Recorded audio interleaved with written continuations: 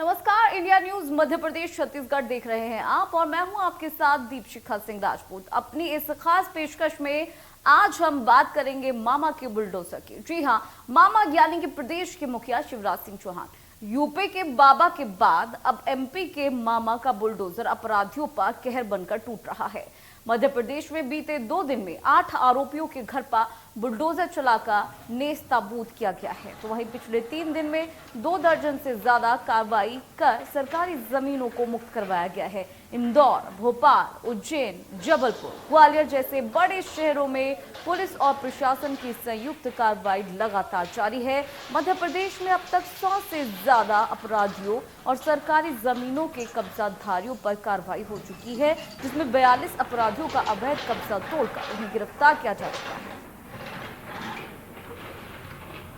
दरअसल मुख्यमंत्री शिवराज सिंह चौहान के सख्त एक्शन के बाद से अब गुंडे, मवाली और अपराधियों पर मध्य प्रदेश पुलिस कड़ी कार्रवाई करने में जुटी है।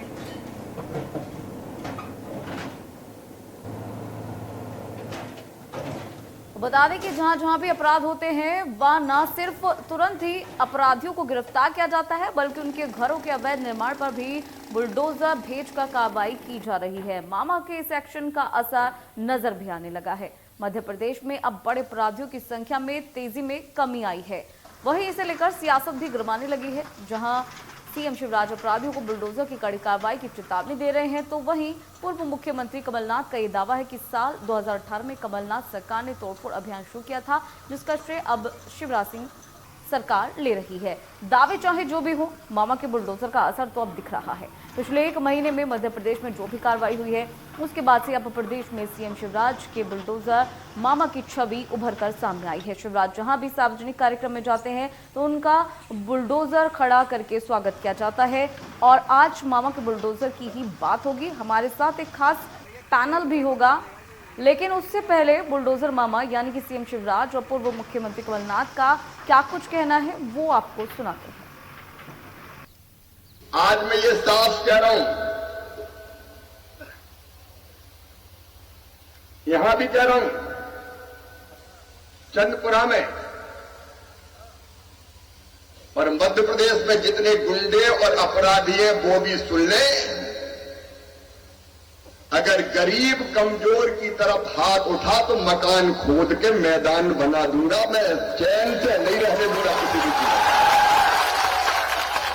कांग्रेस जन के घरों पर बुलडोजर चलाओ मैंने शुरू किया था माफिया के खिलाफ, कि मैं नहीं चाहता था कि मध्य प्रदेश की पहचान माफिया से हो। ये माफिया के खिलाफ बुलडोजर नहीं चला रहे, ये शुद्ध का युद्ध जो मैंने शुरू किया था, इस पर कुछ नहीं बोल रहे। आज पूरी मिलावटी, हर चीज में मिलावट है, ये सब हमारा। चलिए अब आपको अलग अलग तस्वीरें दिखाते हैं जहां बुलडोजर का कार्रवाई की गई है। तो 4 तस्वीरें भोपाल, इंदौर, मुरैना, राजगढ़ की आप देख रहे हैं। अपराधियों पर मामा का बुलडोजर जहां पर चला है, यहाँ आपको बता दें कि ना सिर्फ अपराधियों पर कार्रवाई की जाती है, बल्कि जो उनका घर होता है उस पर भी कार्रवाई होती है। अपराधियों के घर पर इस तरह से बुलडोजर चलाया जाता है। और ये देखिए 4 तस्वीरें भोपाल, इंदौर, मुरैना, राजगढ़ की तस्वीरें जहां पर ये बुलडोजर की कार्रवाई की गई है। और उसके बाद से जो अपराधी हैं उनके दिल में डर बैठ चुका है।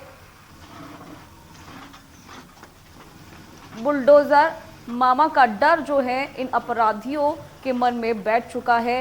ये वही अपराधी हैं जो कोई बलात्कारी है तो कोई आरोपी है। कई मामलों में इसी तरीके के अपराधियों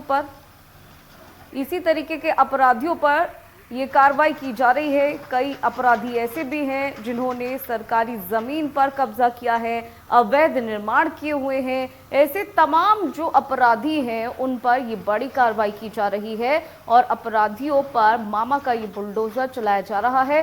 और इसी वजह से जो तमाम अपराधी हैं उनके दिल में मामा के बुलडोजर का डर अब बैठ गया है। और इसी की तस्दीक करती है 4 तस्वीरें हम आपको दिखा रहे हैं भोपाल, इंदौर, मुरैना और राजगढ़ से, जहां मामा का बुलडोजर इस तरह से चला कि जो अपराधी हैं वो सहम गए। और इस तरह के कई मामले ऐसे हैं जहां पर अपराधी खुद सरेंडर कर देते हैं इस डर की वजह से कि कहीं उन पर ये कार्रवाई ना हो जाए। तो 4 तस्वीरें अलग अलग जगह की हम आपको दिखा रहे हैं जहां अपराधियों पर मामा का बुलडोजर चला है और अब बुलडोजर चलने का खौफ इतना हो चुका है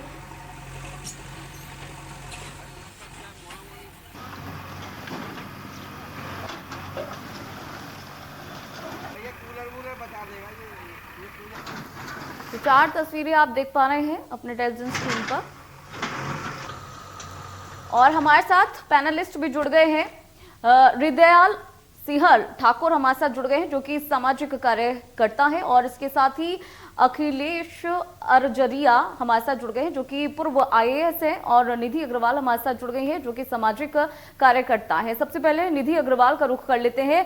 निधि जी, बहुत बहुत स्वागत है हमारे साथ जुड़ने के लिए। लेकिन जिस तरह से कार्रवाई की जा रही है तो यकीनन एक अच्छा कदम है, एक बड़ा कदम है जिससे जो अपराधी हैं उनके दिल में खौफ जो है वो अब पैदा हो रहा है, क्या कहेंगे? धन्यवाद। सभी प्रबुद्ध जनों को मेरा नमस्कार। मैं इस बारे में यही कहना चाहती हूँ कि नारी सम्मान न केवल हमारी अमूल्य निधि तो है ही और इसकी रक्षा करना हमारा भी धर्म है और हम करते ही हैं, लेकिन सरकार का भी धर्म है। और अगर सरकार इस दिशा में कोई कदम उठा रही तो मैं उसको बिल्कुल अप्रिशिएट करूंगी, मैं स्वागत करूंगी उस चीज का, अभिनंदन करूंगी, क्योंकि अभी तक ऐसा हुआ नहीं है। हमेशा रेपिस्ट रेप करते थे, केस चलता था और वो छूट भी जाते थे या थोड़ी बहुत सजा भी मिल जाती थी, लेकिन उनकी संपत्ति पे आक्रमण ऐसा तो कभी नहीं हुआ। उससे कम उनका परिवार, उनका घर, उनका कुटुंब इस डर में तो आया कि अगर हमारे घर से कुछ गलत होगा तो उसका परिणाम पूरे घर को भुगतना पड़ेगा। बिल्कुल, ये डर के लिए, इस चीज के लिए मैं स्वागत करती हूँ। बिल्कुल निधि जी, सही कहा आपने। इस तरीके का जो डर है वो जरूरी भी है क्योंकि यही डर है जो इन अपराधियों में बहुत पहले होना चाहिए था। फिलहाल अखिलेंदु अरजरिया का रुख कर लेते हैं जो कि पूर्व आईएएस हैं। क्या कहेंगे इस सरकार के कदम को लेकर, क्योंकि ज्यादातर मामलों में देखा जाता है कि जो अपराधी होते हैं, जो आरोपी होते हैं, वो संपत्ति बना लेते हैं अवैध तरीके से और जब वो संपत्ति तोड़ी जाती है तो ये बहुत ही बढ़िया कदम है। आप क्या कहेंगे इस कदम के बारे में? आप बार बार अपराधी और आरोपी में अंतर होता है। अपराध सिद्ध करना पड़ता है तब तक वो आरोपी रहता है। जी, मैं किसी आरोपी या अपराधी को बचाने के पक्ष में नहीं हूं, उसको दंड जरूर मिलना चाहिए क्योंकि हमारे देश का जो कानून है उसमें हर अपराध के लिए दंड भी उसका प्रावधान किया गया, क्या दंड दिया जाए। बिल्कुल सही। अन्य अपराधों में बुलडोजर चलाना या और इस तरह के दंड देना वो मेरे ख्याल से गलत है क्योंकि कानून में उसका प्रावधान है नहीं। अगर इसी तरह चलता रहा कि रेप वाले को कि यहाँ बुलडोजर चलेगा या और किसी ऐसा अपराध में बुलडोजर देगा वो दिन दूर नहीं। जनता पसंद करती, बहुत अच्छा हो रहा है, फिल्मी दृश्य बन जाते हैं, लेकिन वो दिन दूर नहीं कल होगा कि उसके हाथ काट दिया जाए, पैर काट दिया जाए, उसके गुप्तांग काट दिया जाए, उसका कोई अंत नहीं होगा। इसलिए इस बात का ध्यान रखना चाहिए कि लोकतंत्र में वही दंड दिया जाना चाहिए, उसी प्रकार दंड देना चाहिए जिस पर कानून प्रावधान हो। जहां तक अतिक्रमण हटाने का मामला है, मैंने बहुत हटाए, मैं यहाँ नगर निगम कमिश्नर रहा, कलेक्टर वगैरह भी रहा, तो वो अलग मामला है। जमीन पर कब्जा किया है, अवैध निर्माण किया है, उसी समय करना चाहिए। मैंने बहुत तोड़े हैं और बिना पक्षपात के तोड़े जाना चाहिए। ये नहीं होना चाहिए कि एक पक्षी तोड़े जा रहे हैं, उससे लोगों को विश्वास प्रशासन और शासन से डिगमगाने लगता है। जब नए बन रहे हो तब क्यों अधिकारी होते हैं, उसी समय हटाने चाहिए। 20 साल पुराने, 25 साल पुराने, उसके लिए फिर जल्दीबाजी में काम नहीं होना चाहिए। उसकी बाकायदा नोटिस देके न्यायालय के निर्णय के बाद कार्रवाई होना चाहिए। इसलिए मैं इसका स्वागत तो करता हूं, लेकिन जो प्रक्रिया है वो मैं उसका समर्थन नहीं करता हूं। प्रक्रिया किस तरीके की होनी चाहिए अखिलेंदु जी आपके अकॉर्डिंग? देखिए, जो जमीन या मकान से संबंधित अपराध नहीं है उसमें तो बुलडोजर चलना ही नहीं चाहिए। उसमें उसका जो प्रावधान है उसी प्रावधान के अनुसार, उसी कानून के तहत दंड होना चाहिए। लेकिन जहां पर सर मैं आपको इंटरप्ट करूंगी। आपको शायद पता नहीं होगा, पहले एक चस्पा किया जाता है उनके घर पर। जो एक अपराधी होता है या जिसका रिपोर्ट दर्ज होती है, उसके मकान पर एक नोटिस चस्पा किया जाता है। जब वह सरेंडर नहीं करता है, जब वह नहीं आता है पुलिस के हाथों में या सरेंडर नहीं करता है, उसके बाद ये कार्यवाही की जाती है। सीधे नहीं, जाके इसका घर नहीं प्रावधान- तोड़ा जाता ये सर। प्रावधान नहीं है, उसका प्रावधान नहीं है, उसके लिए अलग मैं वही attachment आपको आता है। बता रही हूँ, पहले सुप्रीम कोर्ट- नोटिस दिया जाता है, अगर नहीं, अपराधी उसका बस- सरेंडर कर दे तो ये नहीं, नौबत ही नोटिस नहीं दिया आएगी। कि न्यायालय का आदेश है, उसकी कुर्की का आदेश होता है, न्यायालय को अधिकार है, किसी कलेक्टर को, हमको नहीं, मैं भी कलेक्टर रहा हूँ, जितना भी रहा हूँ, अगर अधिकारियों का अधिकार नहीं है, न्यायालय का काम है, एक न्यायिक प्रक्रिया है। और क्या आप इससे सहमत होंगे कि मैं कहता हूँ ऐसे अपराध रुकना चाहिए, नारी के प्रति जो अपराध होते हैं बिल्कुल रोके जाना चाहिए, लेकिन सर इसका ऐसे कोई ही अंत नहीं है। रुकेंगे, ऐसे ही डर बनेगा। ये तो कानून में हम संशोधन कर संवैधानिक देश है, कानून हम में ये सब नहीं कर सकते कि हाथ आईपीसी में पैर काट दें और आईपीसी ये में कर संशोधन दें। कर दीजिए, आईपीसी में सीआरपीसी में संशोधन कर दीजिए कि इसमें पैर काट दिया जाएगा, हाथ काट दिया जाएगा। ठीक है, नहीं ठीक कर है, सकते। आपके पास नहीं कर लौटेंगे। सकते, सर। हरदयाल जी से भी बात कर लेते हैं, क्या कहेंगे सर इस कदम को लेकर? हालांकि अखिलेंदु सर का कहना है कि प्रावधान में ये प्रक्रिया नहीं है, जिस तरीके की प्रक्रिया है उसके तहत होना चाहिए काम, लेकिन निधि जी का कहना है कि क्योंकि जो अपराध है वो बढ़ रहे हैं, ऐसे में अगर किसी भी तरीके से अपराध को रोका जा सकता है तो वही प्रक्रिया कारगर है, उसे ही अमल में लाया जाना चाहिए। हरदयाल जी क्या कहेंगे आप? जी, मेरा इसमें स्पष्ट तौर पर यह कहना है कि प्रशासन जिनके भी मकान तोड़ रही है गुंडों के, वो अवैध निर्माण तोड़ रही है। आप गौर से देखिएगा कि सबसे पहले यही हेडलाइन चलती है कि गुंडों के अवैध निर्माण तोड़े गए। तो ऐसा गुंडों के अवैध निर्माण तोड़ने के लिए किसी की अनुमति की आवश्यकता नहीं है। अवैध तो अवैध ही होता है। ऐसे व्यक्ति जिनके विरुद्ध कई आपराधिक प्रकरण पंजीबद्ध हुए हैं, उनके अवैध निर्माण को तोड़ना कोई अवैधानिकता नहीं है। प्रशासन के द्वारा ऐसे व्यक्तियों के अवैध निर्माण को तोड़ने के कदम की हम सराहना करते हैं। माफियाओं का दमन प्रशंसनीय कार्य है, लेकिन इसमें मैं अपनी एक बात कहना चाहूंगा कि जितने भी माफिया हैं या बड़े गुंडे हैं या जिनके बहुत ज्यादा आपराधिक रिकॉर्ड हैं, वो अपने आप के बचाव के लिए कहीं ना कहीं राजनीतिक आका को ढूंढ लेते हैं। बिल्कुल सही। और जब उनका बड़ा अवैध निर्माण तोड़ने का कार्य आरंभ होता है तो वो आकाओं का हस्तक्षेप कभी भी उचित नहीं है और वो ऐसे हस्तक्षेप को रोका जाना चाहिए। मीडिया और सामाजिक संगठन और आम जनता ये चाहती है कि ऐसे माफियाओं का, गुंडों का अवैध निर्माण तोड़कर सरकार उनकी कमर तोड़ रही है, आर्थिक रूप से उनको दंडित करने का प्रयास कर रही है। जो उन्होंने लोगों का शोषण करके, खून चूस कर, गलत काम करके जो राशि एकत्रित की थी और उससे भव्य आलीशान मकान बनाए थे, सरकार उसको जमींदोज करती है। वो कोई आवेदन नहीं है। हम सब उसकी प्रशंसा करते हैं और सारे सामाजिक संगठन को उनको प्रशासन का साथ देना चाहिए और ऐसे कार्य को राजनीतिक नेताओं को कभी भी संरक्षण नहीं देना चाहिए, क्योंकि उससे गुंडों के मनोबल बढ़ेंगे और आम मतदाता, आम लोग, पब्लिक, उनके मन को ठेस पहुंचती है।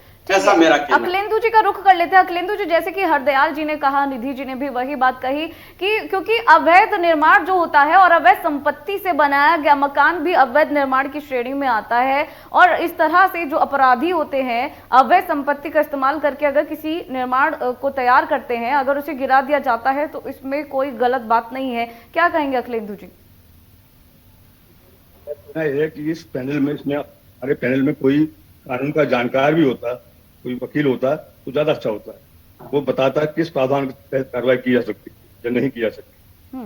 जनता तारीफ करेगी, लोगों को बड़ा अच्छा लगता है, बहुत अच्छा हो रहा है अपराधी, लेकिन कौन कहेगा? अगर एक मीडिया ने कह दिया या लोगों ने कह दिया अपराधी है, सब लोगों ने अपराधी मान लिया, इसलिए तो न्यायालय की व्यवस्था की गई है। दूसरा है कि दंड अपने यहाँ बड़ा स्पष्ट लिखा हुआ है हर अपराध में। एक्साइज के अपराध में क्या होगा और आईपीसी के अपराध में क्या होगा। तो ये तोड़ने वाला वहां तक तो ठीक है जहां संपत्ति इकट्ठी कर दी, बिल्डिंग खड़ी कर दी, सरकारी जमीन कब्जा कर लिया, लेकिन बाकी मामलों में मैं सहमत नहीं हूँ। बाकी मामलों में उसी में ज्यादा से ज्यादा सजा दीजिए ना, दंड दीजिए, आजीवन कारावास का आजीवन कारावास दीजिए। तोड़ने वाले मैं तो इसे समझती हूँ, और कोई इस पे विधि सलाहकार हो, उससे सलाह लीजिए, बताइए, वो इस बात पे सही बात कहेगा। इसमें सामाजिक कार्यकर्ताओं का अगर आप लाएंगे, तो सामाजिक कार्यकर्ता यही कहेंगे बहुत अच्छा हो रहा। लेकिन हम लोग देखिए, जंगल राज जो होता है केवल अपराधी नहीं करते हैं, अगर शासन प्रशासन भी कानून का पालन नहीं करे तो वही जंगल राज है। लेकिन अखिलेंदु जी, अगर ज्यादा से ज्यादा जनता किसी चीज को रखती है, जैसे कि मेजॉरिटी में ही सरकार बनकर आती है, अगर मेजॉरिटी में ही किसी चीज के पक्ष में जनता आती है तो वो कदम उचित कैसे नहीं हो सकता है? अखिलेंदु जी, आपने अभी बहरहाल बात की कि जो प्रशासनिक कार्रवाई है उसी तरीके से आगे की कार्रवाई होनी चाहिए। इस केस में क्या कहेंगे? अगर अवैध संपत्ति से वो निर्माण स्थापित किया गया हो तो उसको तोड़ना कितना गलत नहीं है आपके अकॉर्डिंग? सवाल किया गया है, किस तरह तोड़ा जाए, जनता ही तय नहीं करेगी या बहुमत तय नहीं करेगा किसको क्या दंड दिया जाए। ये तो फिर जंगल राज हो गया, सब लोग तय करेंगे कि इनको ये दंड दिया। अवैध संपत्ति के बारे में पूछ रहे हैं, अगर अवैध संपत्ति है तो उसको क्यों ना तोड़ा जाए? उसकी प्रक्रिया निर्धारित है, उसकी कौन तोड़ेगा, उसको कितने दिन का नोटिस होगा, उसको सुनवाई का मौका दिया जाएगा। अपने यहाँ नेचुरल जस्टिस है, प्राकृतिक नैसर्गिक न्याय है। बड़े से बड़ा अपराधी अगर कोई मर्डर भी करता है तो उसको अपने बचाव करने का मौका दिया जाता है। ये देश का कानून है। ये तो बहुत छोटा अपराध, बड़े से बड़े अपराधी को मौका दिया जाता है, उसको सुनवाई का मौका देते हैं, उसके बाद उसको दंड दिया जाता है। बिना दंड के, बिना सुनवाई के दंड देना ये न्याय नहीं है, ना तो नैसर्गिक न्याय है, ना देश का न्याय है। ठीक है निधि अग्रवाल जी, अपनी बात को आगे बढ़ाइए, क्योंकि अखिलेंदु जी अपने स्टैंड पर कायम है। उन्होंने कहा है कि बिल्कुल गलत है, तोड़फोड़ की जो प्रक्रिया है ये प्रावधान में नहीं है, ये सरासर गलत है।